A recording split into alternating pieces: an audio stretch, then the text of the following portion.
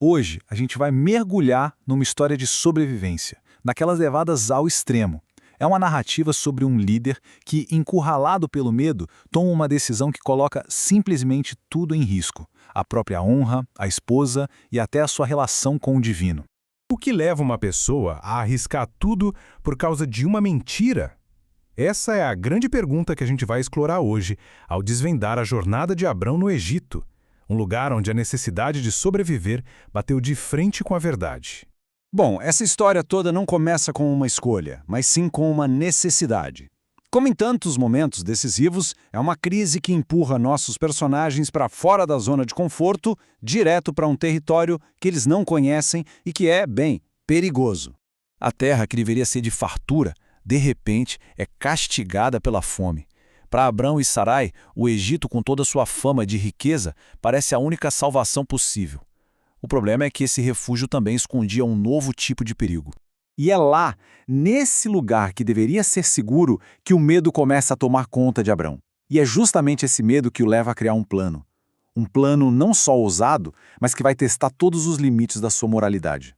Pensa só, ao olhar para sua esposa, Sarai, Abrão não vê apenas a mulher que ama. Ele vê um perigo iminente. Ele se dá conta de que a beleza dela, que deveria ser uma bênção, podia ser, na verdade, sua sentença de morte. Afinal, homens poderosos poderiam desejá-la e ele, o marido, seria só um obstáculo no caminho. E então, ele propõe a Sarai uma mentira muito, muito perigosa. Ele pede para ela dizer que é sua irmã. O objetivo é bem claro: salvar a própria pele. Ele esperava que, como irmão dela, seria bem tratado em vez de ser eliminado. Ok, vamos tentar entender a lógica dele. Passo 1. Negar o casamento. Passo 2. Deixar de ser um Aldo em potencial. E passo 3. Não apenas sobreviver, mas quem sabe até se dar bem com essa história toda. Foi um cálculo de risco puro, movido totalmente pelo medo.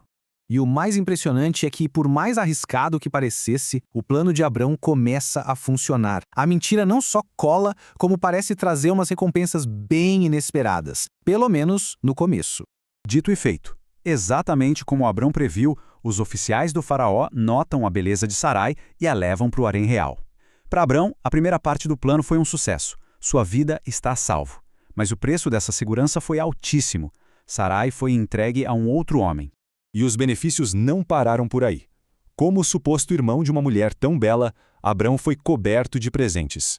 Ele ganhou uma verdadeira fortuna em gado, servos e servas. Por um momento, aquela mentira perigosa parecia ter sido um negócio incrivelmente lucrativo. Mas a gente sabe, né? Nenhuma mentira dura para sempre.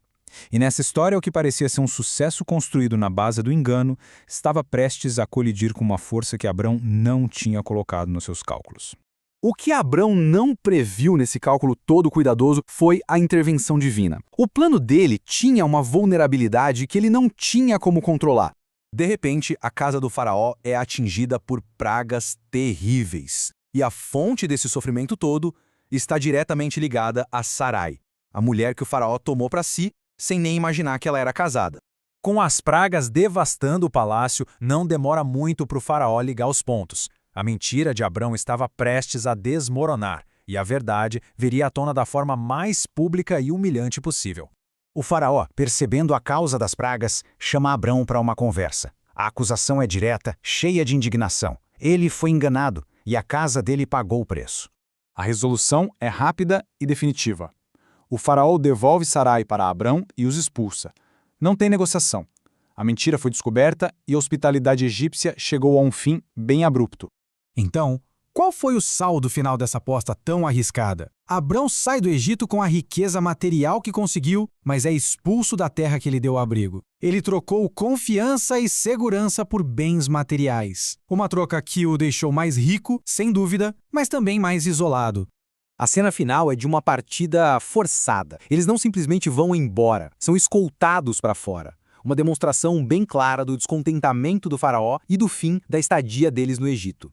E assim, a gente fica com uma questão complexa. Quem é Abrão nessa história? Um herói imperfeito cuja humanidade e medo o levaram a falhar? Ou será que isso tudo é uma lição atemporal sobre o perigo de confiar apenas na nossa própria astúcia, esquecendo que existem forças maiores em jogo? A história não dá uma resposta fácil, e talvez a verdadeira resposta esteja justamente na tensão entre as nossas falhas e a nossa capacidade de ter fé.